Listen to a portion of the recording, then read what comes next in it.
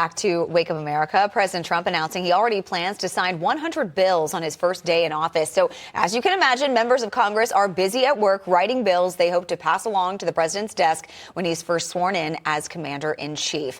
Georgia Congressman Buddy Carter introduced the Fair Tax Act this week, which would repeal the national income tax, corporate tax, property tax, gift tax, and payroll tax, as well as abolish the IRS. He joins me now for more on this. Congressman, great to have you on this morning. So in replacement of all of these taxes you plan on cutting, you're proposing a transparent national consumption tax of 23%. So tell me more about this. Why do you believe this is the right move?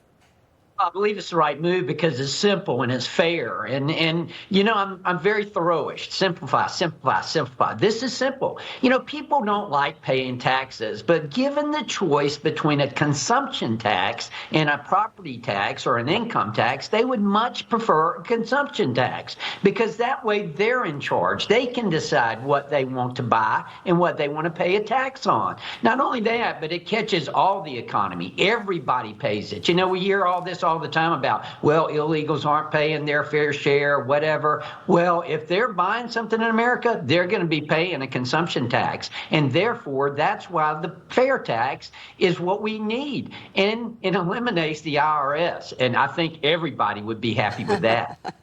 What do you say to people who are worried that this consumption tax would reduce consumer spending, which, of course, in the long run would slow the economy? Well, I don't buy that for 1 second. Look, people, you know, they're still going to buy and they will get used to it. They'll have more money in their pocket.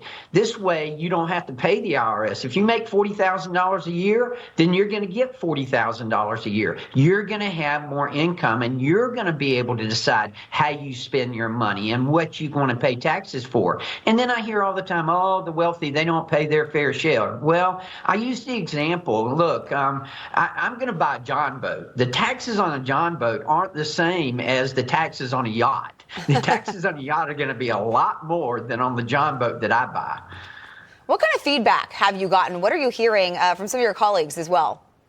Well, you know, everybody's very intrigued by it, and everybody really does like the idea. We talked about taking taxes off of tips. Well, you know, you don't have to worry about that anymore because nothing's going to be taxed, and everybody is going to pay it because everybody's a consumer. And again, it puts more money in your pocket. It gives you control, not a non-elected bureaucrat with the IRS. They're no longer going to be in control. You're going to be in control now. All right, good point. So I do want to pivot, as you are well aware. 4 days, we'll have a new man in the Oval Office. Last night, President Joe Biden giving his final address where he warned that the country is slipping into an oligarchy of extreme wealth that threatens a fair shot for everyone to get ahead. Take a listen to this. Today, an oligarchy is taking shape in America of extreme wealth, power, and influence that literally threatens our entire democracy, our basic rights and freedoms, and a fair shot for everyone to get ahead.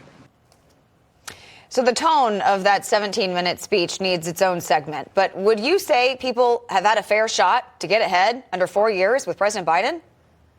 Oh, there's no question about it. And I could not disagree with him more. And I think the last election in November proved it.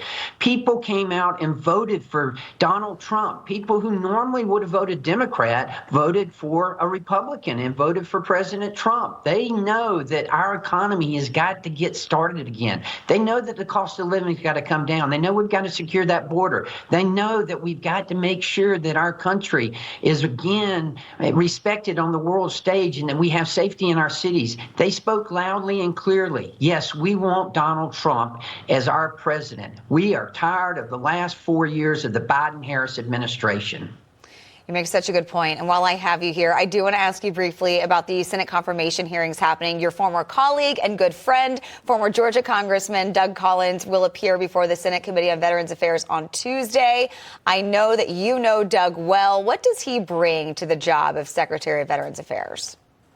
Collins brings, first of all, integrity. He is a man of integrity, a man of faith. And you're right, he is a very good friend. I served with him in the Georgia State Legislature, and I can tell you, strong family man. He brings integrity. He also brings common sense. North Georgia boy, the son of a Georgia State patrolman. He understands it. He gets it. All right, good stuff. Thank you so much, Freddie Carter, for joining me this morning. Appreciate you. Thank you. All right, let's go over to Alex with our headlines. Thanks, Charlotte. It's now time for another Newsmax News Minute. Well, the United States government is now accusing Capitol